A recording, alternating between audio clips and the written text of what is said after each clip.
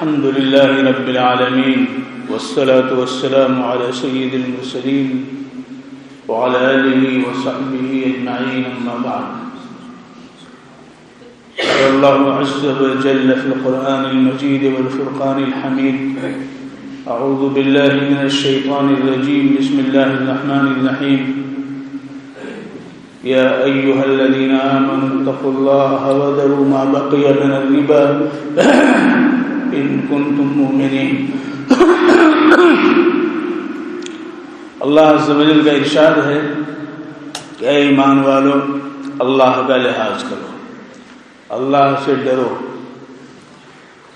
اور سود کی جو باقی مادہ رقم ہے اس کو تم چھوڑ دو، اس کو تم نہ لو اگر تم ایمان والے ہو۔ فَإِن لَّمْ تَفْعَلُوا، اور اگر تم ایسا نہیں کرتے ہو، فَأَذَنُوا بِحَرْبٍ مِّنَ اللَّهِ وَرَسُولِهِ، تو پھر اللہ اور اللہ کے رسول سے جنگ کے لیے تیار ہو جاؤ۔ کفر کے علاوہ جتنے بھی گناہ ہیں جو کسی انسان سے بھول چوک کی وجہ سے یا تعمد کی بنیاد پر صادر ہوتے ہیں، ان میں سب سے زیادہ وعید کے اعتبار سے، شدت کے اعتبار سے سود خواری ہے۔ سود کے بارے میں اللہ رب العزت نے یہ فرمایا یمحق اللہ الربا ویربی الصدقات واللہ لا يحب كل کفار اثیم۔ اللہ تبارک و تعالی سود کو مٹا دیتے ہیں اور صدقے کو بڑھاتے ہیں۔ اللہ عز و جل کو پسند نہیں ہے ایسے شخص کہ کسی عمل کو وہ پسند نہیں کرتا جو کافر ہو، کفر میں مبتلا ہو اور گناہ گار ہو۔ سود کو اگر کوئی شخص حلال سمجھتا ہے، جائز سمجھتا ہے، تو وہ کفار ہے، کافر ہی نہیں بلکہ کفار ہے اللہ کی نظر میں۔ کفر اس کا بہت بڑا ہوا ہے، یعنی وہ مسلمان ہوتے ہوئے بھی وہ مسلمان نہیں ہے، وہ مرتد ہے، کافر ہے۔ اور اگر حلال نہیں سمجھ رہا لیکن کاروبار کر رہا ہے، سودی، سود لیتا ہے، سود دیتا ہے، حلال نہیں سمجھتا ہے لیکن عمل میں یہ چیز لے آتا ہے، تو وہ اثیم ہے، بہت بڑا گناہ گار ہے۔ اللہ کے رسول صلی اللہ علیہ وآلہ وسلم نے ارشاد فرمایا، حضرت عبید اللہ بن حنظلہ رضی اللہ تعالی عنہ کی روایت ہے کہ 1 درہم سود کا اگر کوئی شخص عمدن استعمال کرتا ہے، 1 درہم سود کا کوئی شخص عمدن استعمال کرتا ہے تو 36 دفعہ زنا سے زیادہ یہ سخت ہے۔ اور حضرت ابو ہریرہ رضی اللہ تعالی عنہ سے روایت ہے، اللہ کے رسول صلی اللہ علیہ وآلہ وسلم نے ارشاد فرمایا کہ سود کے 70 اجنا ہیں۔ ادنا ترین سود کا درجہ یہ ہے کہ اپنے ماں کے ساتھ کوئی زنا کرے۔ اس سے سود کی شدت کا پتہ چلتا ہے۔ لہذا ہمیں سود سے بچنا چاہیے جہاں تک ممکن ہو۔ سود کی حلت کا سوال ہی نہیں پیدا ہو سکتا کہ کوئی صاحب ایمان ہو سود کو حلال ہو جائے سا، لیکن اگر بفرض محال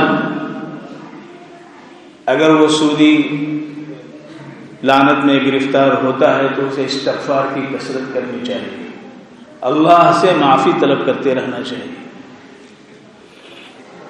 اسی کے ضمن سے یہ بھی ہے کہ ہم بینکوں میں پیسہ جمع کرتے ہیں، اس میں انٹرسٹ آتا ہے، اس میں جو فائدہ ملتا ہے وہ فائدہ سود ہے۔ اس کو، اس رقم کو، اس پیسے کو ہم لے سکتے ہیں کہ نہیں لے سکتے ہیں؟ تو اس کی 3 شکلیں ہمارے فقہا نے بیان کی ہیں۔ نمبر 1 یہ کہ بینک میں اس کو نہیں چھوڑنا چاہیے، اس لیے کہ اسے ہمارے خلاف استعمال کیا جا سکتا ہے. لہذا بینک سے تو وہ پیسہ نکال لے اور بغیر ثواب کی نیت کے ایسے شخص کو جس پر زکوٰۃ واجب ہے، یعنی وہ صاحب نصاب نہیں، مالدار نہیں، ضرورت مند ہے، تو اس کو دیا جا سکتا ہے، اس کو دیا جا سکتا ہے بغیر ثواب کے لیے. دوسرے یہ کہ وہ مال لے کر کے آپ پر کوئی ظالمانہ ٹیکس، مثلا income tax, sales tax, VAT tax, یہ ظالمانہ ٹیکس، اس سے آپ کو کوئی معاوضہ نہیں ملتا ہے، بدلے شرعی آپ کو نہیں. جس طرح آپ ٹیکس، ہاؤس ٹیکس دیتے ہیں، بجلی کا ٹیکس دیتے ہیں، واٹر ٹیکس دیتے ہیں، تو اس کا تو بدل آپ کو معاوضہ ہے، اس کے بدل میں آپ دیتے ہیں، یہ تو شرعی ہے. لیکن جو غیر شرعی یعنی اس کا کوئی بدل نہیں، بغیر بدل کے، بغیر معاوضے کے آپ کو دینا پڑ رہا ہے، وہ انکم ٹیکس ہے، وہ سیلز ٹیکس ہے، ویٹ ٹیکس ہے، اور اس طرح سے ہوں گے. تو وہ پیسہ لے کر کے اس میں آپ اس کو دے سکتے ہیں. انکم ٹیکس آپ پہ آ گیا، 10,000 روپے آ گئے دینے ہیں، اور آپ کے بیلنس کے اوپر جو آپ کو فائدہ مل رہا وہ بھی 10,000 روپے ہے، تو آپ وہ نکال کر کے اس میں جمع کر سکتے ہیں، دے سکتے ہیں. تیسرا یہ کہ اس سے کسی رفاہی کام میں کام لے لیا جائے. یہ بھی ہمارے فقہاء نے کہا ہے، یہاں تک کہا ہے کہ مسجد کے بیت الخلاء وغیرہ بنوا دیا جائے، لیکن اس میں قباحت یہ ہے کہ وہ خود نماز کے لیے آئے گا تو اس کو استعمال کرنا ہوگا، اس کے لیے استعمال جائز نہیں ہے. تو دو شکلیں تو بالکل بے غبار ہیں جو ہمارے فقہاء نے لکھی ہیں. تیسری شکل سے گریز کرنا چاہیے. البتہ جو ضرورت مند ہو، بیمار ہے، اس پہ آپ خرچ کرنے دے دیں اسے، اور اسی طرح سے بہت سی حاجتیں ہیں اس میں اسے خرچ کیا جا سکتا ہے.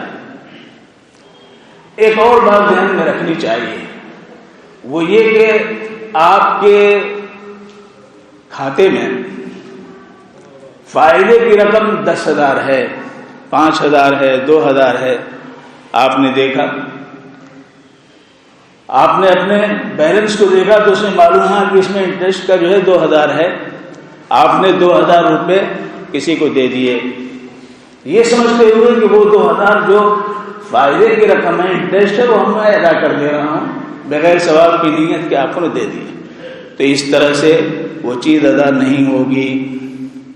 آپ کو اس رقم کو جب تک آپ نکالیں گے نہیں، آپ پر واجب نہیں ہے صدقہ کرنے دینا. جب آپ اس کو نکالیں گے، دیں گے، تب وہ ادا ہوگی. ایسا نہیں کہ آپ اپنی جیب سے ادا کر دیں اور آپ کے کھاتے میں، آپ کے بیلنس میں وہ رقم موجود رہے. اس میں چوک ہو جاتی ہے، یہ خیال نہیں رہتا ہے. آدمی سوچتا ہے کہ اتنا تو 5,000 ہم کو دینے، ہم 5,000 دے دیے، ہم نے ضرورت مند کو دے دیا، ادا ہو گئی. نہیں، ہمیں وہ رقم جو زائد ہے وہاں سے ہم کو جب ہم نکالیں گے اور اس کو ادا کریں گے تو وہ رقم ادا ہو جائے گی، اور اگر جیب سے ادا کریں گے تو وہ ادا نہیں ہوتی ہے. لہذا ہمیں مال حرام سے بچنا چاہیے.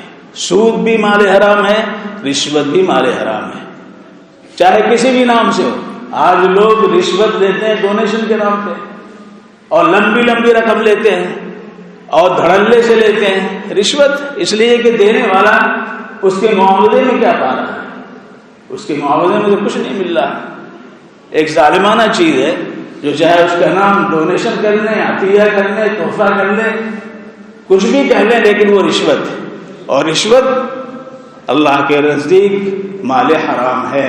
اور مال حرام پیٹ میں چلا جائے تو ایسے ہی جیسے آپ کی گاڑی کے انجن میں کچرا بھرا ہوا پیٹرول چلا جائے، پیٹرول کی جگہ گھاسلیٹ بھر دیا جائے تو آپ کا انجن بیٹھ جائے گا. ایسے ہی مال حرام استعمال کرنے والا، سودی مال استعمال کرنے والا، رشوت کا مال استعمال کرنے والا، اس کی زندگی کا انجن بیٹھ جاتا ہے، جس کو اللہ نے کہا یمحق اللہ الربا ویربی الصدقات. اللہ تبارک و تعالیٰ سود کو مٹا دیتا ہے، اس کی زندگی بیٹھ جاتی ہے. حضرت معمر فرماتے ہیں کہ بزرگوں نے فرمایا، یہ تابعین ہیں، کہتے ہیں کہ 40 سال کے اندر اس کا جو ہے کباڑا ہو جاتا ہے، اس کی ساری جو ہے چیز نکل جاتی ہے، لہذا ہمیں اس سے بچنا چاہیے۔ حجاج بن یوسف ثقفی نے نیک لوگوں کو جو مستجاب دعوت کر کے حرام مال کھلا دیا اور کہا اب میں مطمئن ہو گیا ان کی بد دعاؤں سے، تو دعا بھی قبول نہیں ہوتی ہے۔ اللہ عز و جل ہم سب کو توفیق عطا فرمائے کہ مال حلال استعمال کریں اور کمائیں اور مال حرام سے بچیں اور بچنے کی کوشش کریں۔